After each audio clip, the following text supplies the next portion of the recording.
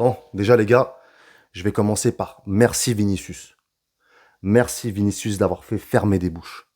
Ça fait déjà 2 semaines qu'on voit sur les réseaux Vinicius, Vinicius, Vinicius. Sauf qu'aujourd'hui, les gars, Vinicius a fermé la bouche à tout le monde. Tous ceux qui disent que Vini doit dégager du Real, ce que vous avez vu hier, ça vous va ou pas? La saison, elle est terminée, les gars. La saison, elle est terminée. On n'a plus rien à gagner, d'accord? On se bat juste pour l'honneur. Et on a un mec comme ça qui mouille le maillot hier soir, qui représente notre Real Madrid qu'on connaît, qui a déjà gagné 2 Ligues des Champions, qui a porté le Real à un moment clé en 2023. Et ces mecs-là nous parlent de Vinicius en nous disant qu'il faut qu'il dégage pour laisser la place à Mbappé. Mais les gars, vous êtes fous, quoi. Qu'est-ce que vous fumez le soir? C'est quoi que vous fumez, les gars? C'est de la moquette, c'est du paillasson, je sais pas, faut me dire. Parce que moi, ce que j'ai vu hier, j'ai vu un Vinicius qui, pour moi, me rappelle 2023, avec un Bellingham qui sont complémentaires. Le mot à garder en tête sur le match d'hier, qui peut résumer le match, c'est la complémentarité. Une complémentarité entre Vinicius et Bellingham. Une complémentarité entre Vinicius et Gonzalo Garcia. Voilà. Même Mastantuono a été bon hier, les gars. Mastantuono qu'on décrit depuis plusieurs mois à chaque entrée. Hier, il a fait une très bonne entrée. Donc voilà, c'est vrai qu'en première mi-temps, on a vraiment galéré, les gars. On a vraiment galéré. Dans le jeu, on a été mauvais. Offensivement, on a été mauvais. On a eu des occasions, mais on les a ratées.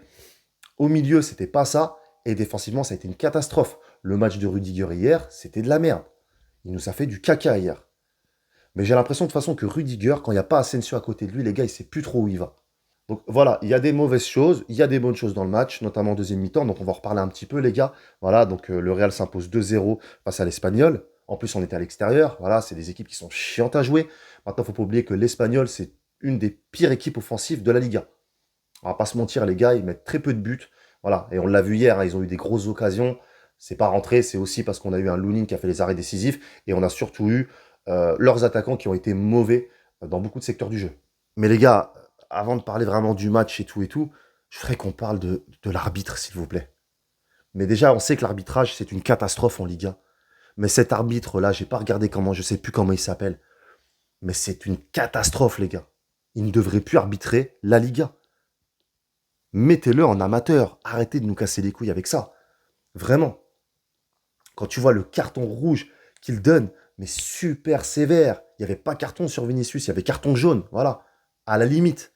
Mais nous mettre un carton rouge là-dessus, vraiment, c'est que t'es mauvais. Si moi, de ma télé, à plus de 20 mètres du terrain, j'arrive à voir qu'il n'y a pas carton rouge, comment l'arbitre qui est devant ne le voit pas?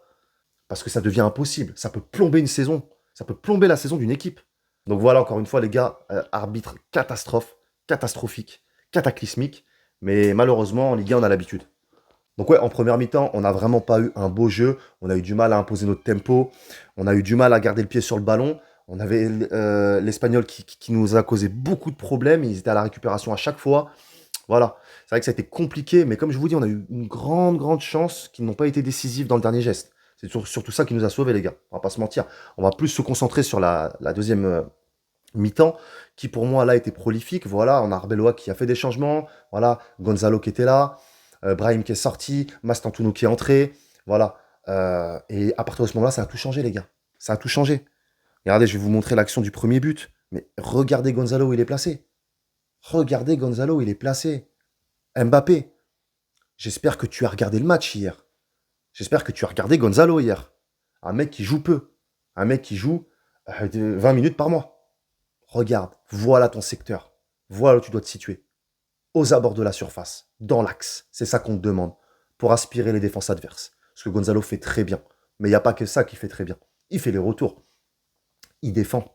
Il fait tout ce que tu ne fais pas au Real de Madrid, malheureusement. Encore une fois, les gars, je sais que vous allez vous dire que je m'attaque à Mbappé, mais à un moment donné, les gars, quand je vois ce match-là, j'étais confiant, les gars. Si vous regardez ma vidéo que j'ai faite hier, j'étais confiant pour ce match. Je le savais très bien. Parce que je sais que, en fait, si vous voulez, j'ai remarqué qu'il y a un mécanisme au Real de Madrid. Quand Mbappé est sur le terrain, malheureusement, on a un Vinicius qui est complètement coincé. On a un Bellingham qui n'est pas performant. Et on a un Mbappé qui décroche beaucoup trop. Et on le voit dans ce genre de match. Comment tu m'expliques que quand il y a Mbappé qui est sur le terrain, Vini ne brille pas? Pourtant, les occasions, c'est pas ce qui manque, hein. Mais Vini ne brille pas. Tu vois? Ce 1-2 que tu vois entre Gonzalo et Vinicius, c'est un 1-2 qu'on devrait voir tous les week-ends entre Vinicius et Mbappé. Tous les week-ends, on devrait voir ça, les gars. Mais c'est pas ce qu'on voit. C'est pas ce qu'on voit. Gonzalo, il cherche pas à garder le ballon. Gonzalo, il fait le 1-2 directement. C'est tiré, c'est propre, c'est clair, c'est net, c'est précis. 1-0. Les gars, de toute façon, c'est simple. Regardez le positionnement de Gonzalo, même avant le deuxième but de Vini. Regardez Gonzalo qui est un tout petit peu à droite, pas très loin de l'axe, dans le couloir droit, aux abords de la surface de réparation.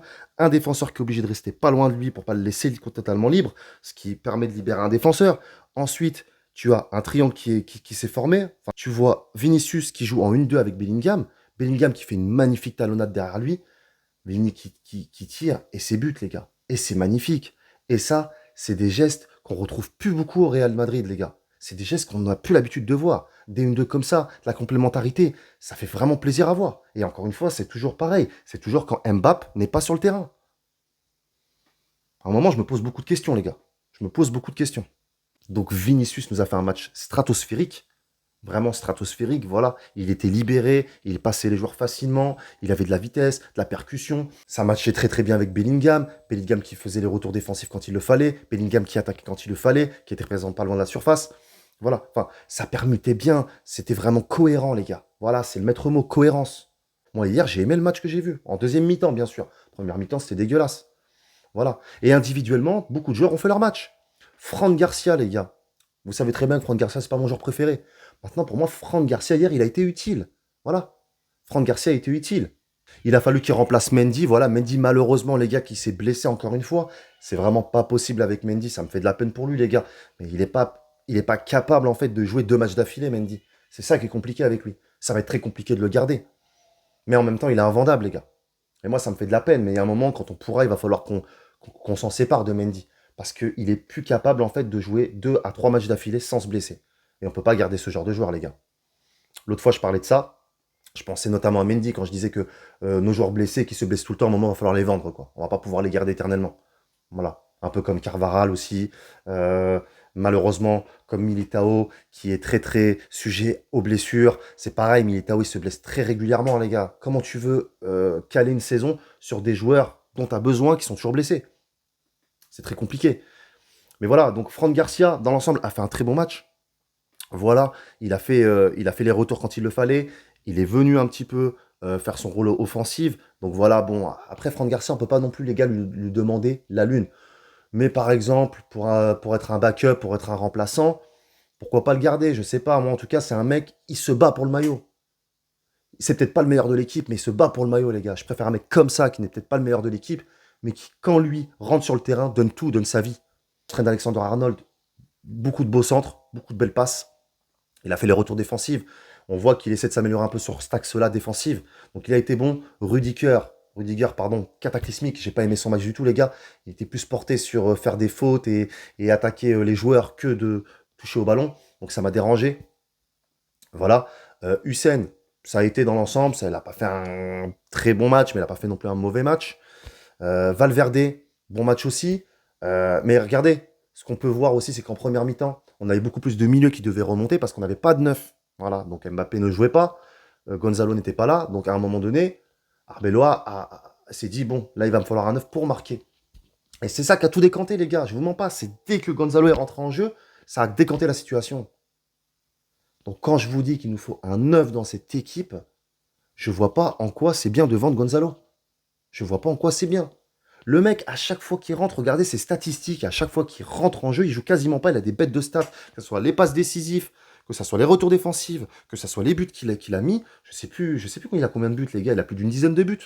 Il joue jamais, le mec. Donc voilà, maintenant je sais qu'on a Hendrick aussi qui doit revenir, potentiellement revenir, mais Hendrick apparemment, son souhait c'est aussi de rester à Lyon.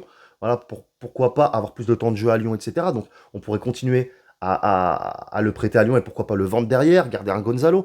Voilà les gars, il y a des solutions. Mais moi, Gonzalo, j'aimerais le garder. Je sais pas vous ce que vous en pensez, dites-moi en commentaire, les gars. Voilà, donc Lunin, j'en ai aussi parlé tout à l'heure. Voilà, il a fait son match, franchement, des arrêts décisifs. Lunin, franchement, il fait le taf, les gars. Voilà, c'est pas notre Courtois national, mais il fait vraiment le taf. Ensuite, Pitard, j'en ai pas parlé, les gars, d'ailleurs, qui a été remplacé. Pitard, j'ai pas trop aimé son match. Voilà, les gars, j'ai pas trop aimé son match. Maintenant, il a peu de temps de jeu, il a besoin de reprendre de la confiance. Donc voilà, Pitard, je lui en veux pas trop. Chouamini, Moi, on m'a dit qu'il avait fait un mauvais match. Je suis pas d'accord avec les gens. Pour moi, il a fait un bon match. Il a été costaud physiquement. Voilà. Après, on sait très bien que Tchouaméni, c'est l'homme de l'ombre. On voit pas toujours ce qu'il fait, mais il apporte.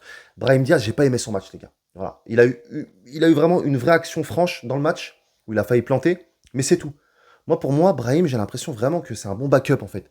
Quand il rentre titulaire dès le début du match, c'est pas trop ça. C'est pas trop ça. Alors après, c'est vrai que à ce moment-là, on n'avait pas encore Gonzalo qui était rentré et tout en jeu. Donc bon, est-ce qu'avec un vrai neuf, ça aurait pas facilité les choses? Peut-être que. Mais en tout cas, j'ai pas trop aimé son match. Bellingham, très bon match. Valverde, bon match dans l'ensemble. Et Vinicius, comme je vous ai dit, match stratosphérique. Putain, j'arrive plus à parler, moi. Mais voilà, les gars. Donc, dans l'ensemble, l'équipe a été concernée. L'équipe a mouillé le maillot et c'est ça que je veux voir. Mais nous, on veut pas voir ça en fin de saison quand il n'y a plus rien à gagner. On veut voir ça tout le long de la saison. Et là, le Classico la semaine prochaine, je veux voir la même chose, les frères. Je veux voir la même chose. Je veux voir une équipe concernée, une équipe qui joue au ballon, une équipe qui rentre dedans, une équipe qui attaque. Voilà. Donc moi, là, mon souhait, les gars, pour le Classico, je vous mens pas, c'est que Mbappé reste en vacances pour l'instant. Voilà. Là, on a trouvé un petit équilibre. Je voudrais que Gonzalo ait du temps de jeu. D'ailleurs, je suis dégoûté qu'il n'ait pas marqué. Les gars, il méritait de marquer dans ce match. Voilà. Il y a un moment, il met une tête. Je crois que ça fait euh, ouais, je crois que ça frôle le poteau, ça sort, et après il fait un tir où il tire sur la lune. Donc voilà, il n'a pas eu énormément d'occasions franches, mais c'est dommage. J'aurais bien voulu qu'il plante. Donc espérons que pour le prochain match il jouera, que Mbappé ne reviendra pas. Mais Mbappé est incertain et normalement il devrait pas revenir. Mais voilà, c'est pour ça que ça me fait rire, moi, quand on me dit, euh, bien sûr qu'on peut en vouloir à Vini, les gars, on continue sur les mêmes histoires, hein, le Real Flix, hein, vous connaissez maintenant. Mais bien sûr que même moi j'en veux à Vini pour ce qu'il a fait avec Xabi Alonso, etc. Mais les gars, oubliez pas ce que Vini nous a apporté dans ce club. À un moment donné, faut pas être ingrat. Faut pas être ingrat, les frères. Il faut arrêter de vouloir toujours choisir un clan. Mbappé, Vinicius, etc. Moi, j'espère que Mbappé a regardé le match d'hier et il s'est dit, ah ouais, quand même, moi, quand je suis pas là, les gars, ils assurent. Et qu'il essaie de se remettre en question, les frérots, c'est ça que j'espère le plus. C'est ça que j'espère le plus, c'est qu'il se remette en question, le mec. Tant qu'il se remettra pas en question, on sera pauvre dans le jeu. Et j'espère aussi que Bellingham fera l'effort lui aussi. Fera l'effort avec Mbappé. Fera l'effort parce que je vois bien que Bellingham, ce n'est pas du tout le même joueur quand Mbappé n'est pas sur le terrain. Donc, ça va être compliqué cette histoire, les gars, hein. Franchement, je sais pas comment le nouveau coach va régler tout ça. Je sais pas comment le nouveau coach va régler tout ça. Sachant qu'il n'aura pas beaucoup de temps, hein, pour performer, hein. On lui laissera 6 mois, hein, comme les autres, hein. On va pas lui laisser 1 an, 2 ans, comme Luis Enrique à Paris.